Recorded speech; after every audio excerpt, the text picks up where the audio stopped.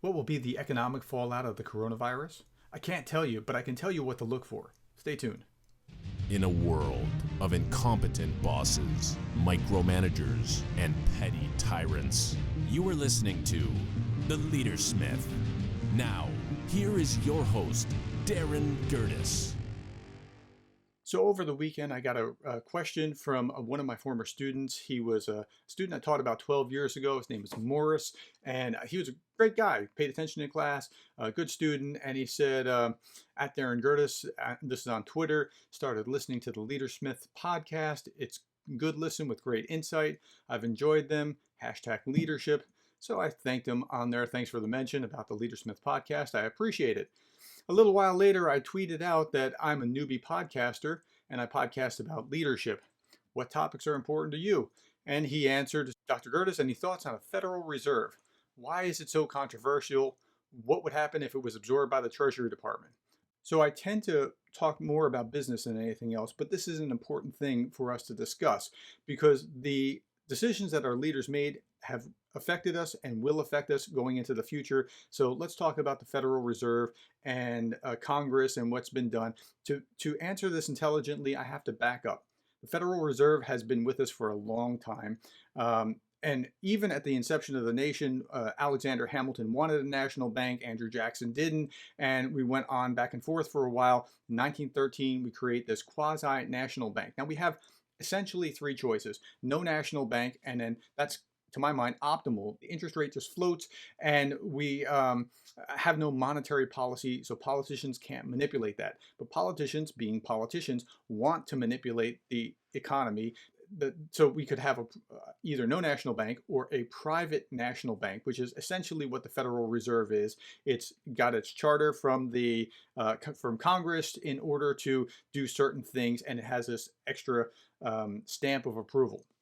Or we could have a government bank, but that's what most dictators want, where they directly print money. So government likes this kind of control. They want to manipulate the economy through monetary policy. Monetary policy is raising or lowering the interest rate to heat or cool the economy. So if you think about how this works, the economy, think about it like your own personal life. Let's say you have $100,000 a year income, and you have a credit card. So if you take $5,000 in debt during a given year, now you have 5% debt to income. Okay, if you do that for 5 years and you haven't paid it off, now you have 25% debt to income. Well, that's kind of what's going on with us. The national debt has been better or worse under different presidents. There was a big spike under FDR, but of course he's dealing with the Great Depression. He's dealing with World War II, kind of made the Great Depression a little worse. There's a deficit, which is each year, and then there's a debt, which is the accumulation. And so there's a 40% national debt by the Johnson administration. It had been coming down from World War II, and then it raised a little in Vietnam. Nixon years, it was the high 30s, and the Ford years, low 30s. Carter, it still stayed in the 30s. When Reagan came along, Reagan's really challenging the Soviet Union in a way not seen before, building up the military again. And so he's raising it into the high 40s, from the 30s back up into the high 40s. When we get to Bush 1 administration, he's still doing this. And remember, Reagan's doctrine was he was going to push the Soviets into an arms race, and he did. And it kind of caused the collapse of the system. We didn't know this at the time, but it was really straining the Soviet system, which led to glasnost and perestroika. And so by Bush 1, it was up to 61%, our national debt. Then the Berlin Wall fell, the Soviet Union collapses and breaks up. And so during the Clinton years in 95, it peaked at about 65%, but drops to 55% by the time that Clinton's era is over. And it's interesting because he always talks about this peace dividend, and it's kind of like saying, well, look at my financial stability when you got a big inheritance, because that's essentially what it was. Then we have George W. Bush, and it goes from 55 to 64%. So the national debt goes back up. But remember, he had 9/11 shortly into his term, and so it rises about 10% over that time. And at the end of the Bush administration, you have this big banking collapse, and so it goes from 64% to 104% under Obama. I was listening to the news last night. Art Laffer is talking to a commentator about, look, we have about a $21 trillion GDP, and we just added another $3 trillion to the national debt. So before the coronavirus hit, we had about 90% GDP in debt, and now we have 107% debt. Okay, so if we, spent the entire amount of our income next year, we would not pay off the national debt, given that we just added another 3 trillion. Now, I don't like 3 trillion. We have to pay for it. It's got to come from somewhere. I can deal with it because the idea is that it'll save millions of lives. But much of that is wasted. Like $600 a week more if you're unemployed gives an incentive to be unemployed. Okay, so the results of this are going to be that the Federal Reserve, and working in tandem, because they work in tandem with the Treasury, and the Congress passes the law that allows the Federal Reserve to create this money out of thin air that is just debt. It's like an IOU. So we've added $3 trillion to our debt. The result's going to be inflation. It just has to be inflation. They're going to be rising prices. When you're at Walmart next year, you're going to be able to buy less with the same amount of money. So their solution was a payroll tax cut. I don't know if anything will come of that. 7.5 for employees and 7.5 for employers, which means that it will create an incentive to be back at work for both the employer and the employee, to have employees working, which is what we need to do. Okay, so we have 4 paths forward right now. One is a recession. We're going to at least hit a recession. It depends on how soon we can reopen. It depends on what the new normal looks like, because things have changed. And I'll talk about that in an episode later on this week. Or if we double down and add another $3 or $5 trillion to the debt and go from 107% to 130 or 140 or 50%, that's going to be very bad. And what we'll do with that is we'll have a depression, and it'll be a long-lived depression, and you'll see massive dislocation and unemployment. Or we can have austerity, which we're not going to do. Austerity just means that we really cut back on all unnecessary spending, but we're probably not going to do that realistically. When I was in graduate school, they talked about if you live, I knew people that lived on their student loans really well. Like I lived pretty cheaply, but people that lived ate out all the time, lived in a really nice place. If you live like a king while you're in graduate school, you'll live like a pauper afterwards. And if you live like a pauper while you're in graduate school, you'll live like a king afterwards, because you'll have little debt and you'll have better income. So that's kind of how we should be thinking about it. But we're just not. We want to live like a king now. We don't want to have to deal with the pain. Okay.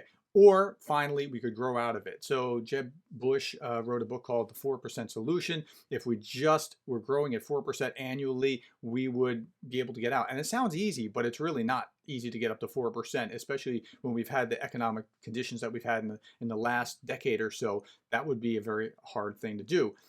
We're jacked up. I mean, economically, we're kind of jacked up from this coronavirus, but the rest of the world is just as jacked up. And if we can pull out sooner and provide goods and services to the world, we can actually grow faster and knock this debt down. I don't know that that's a total solution, but it'll help us get where we're trying to go. Okay, so at any rate, let me get back to the original tweet. It said, again, Dr. Gerdes, any thoughts on the Federal Reserve? Why is it so controversial? I hope I explained how that works generally.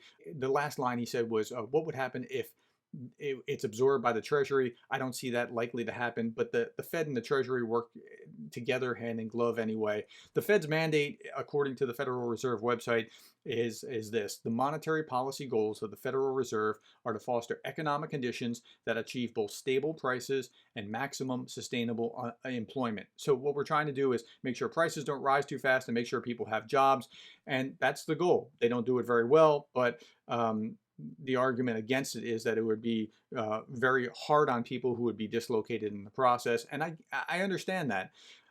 Peter Schiff talks about it. Well, you can end the Fed, but realistically what would happen is that monetary policy power would go to the hands of Congress, which would be a disaster. I mean, I have this, your economic impact payment has arrived sheet signed by Donald Trump, saying that I'm pleased to notify you that provided by the CARES Act, you are receiving an economic payment of blah, blah, blah. And it's signed by Donald Trump. Imagine if every congressman was monkeying with that system. It would be far worse than where it is. At least the Fed's a little bit of a firewall. They're unelected, and I don't like that, but they're also not Congress, and I do like that. So this reminds me of the Levan Law of Life. My colleague across the hall at Charleston Southern University, Ben Levan, says the Levan Law of Life is, which problem do you want to deal with, or which problem do you want to have to live with? And that's right. I mean, it's going to be one thing or another.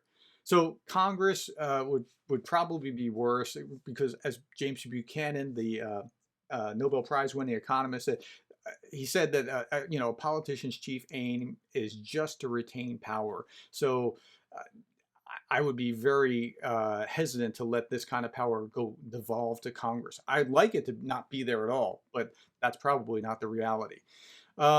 Every time Congress gets involved, they pass laws like wage controls, price controls. It's a disaster. So controlling the banks directly, I just don't want to see it. All right. So in future episodes, I'll be talking about how we've reacted to the coronavirus, when to panic. I'll be talking about how businesses have adjusted to the new normal. I'll be interviewing Chris McMillan. This was a friend of mine from elementary school who had the coronavirus. Now, I'm 46. He's my age. He had the coronavirus, was on a respirator, and he'll be talking about what it's actually like to have the coronavirus, and that'll be in a future episode later this week. Okay, our quotation for contemplation. This comes from Ender Wiggin. I talked about Ender Wiggin and what he taught us about leadership in episode 9. He said, "The only teacher worth anything to you is your enemy." And now, don't take it like that's absolute, the only teacher. Like, I hope that I'm adding to you and I'm not your enemy, but think about it. An enemy, if you're in a fight, your enemy's looking for your weak spot, right? So your enemy is actually valuable to you. The market works that way too. It doesn't care. It's not kind to you, but it's finding our weak spots. And right now, if you're a masseuse, that's a weak spot. If you work in a restaurant, that's kind of a weak spot. For me, I teach. I could be in my classroom. I'd like to be in my classroom, but I can be at home in front of my computer conducting it online, and I can still conduct business. So I'm not in as weak a position as in some other industries, but the economy is finding our weak spots, and we have to adjust to the new normal. So that's why that quote has really grabbed me. The only teacher worth anything to you is your enemy, said Ender Wiggin. Okay, friends, let me summarize this. The Fed is important. You need to understand how the Fed and Congress interact, and you need to understand how this whole process works. As a leader, you need to anticipate what comes next. That's very important so that you can plan out and have foresight into the future. And if you enjoyed this podcast, consider subscribing. I do short daily episodes because I want to make you the kind of leader that you would want to follow.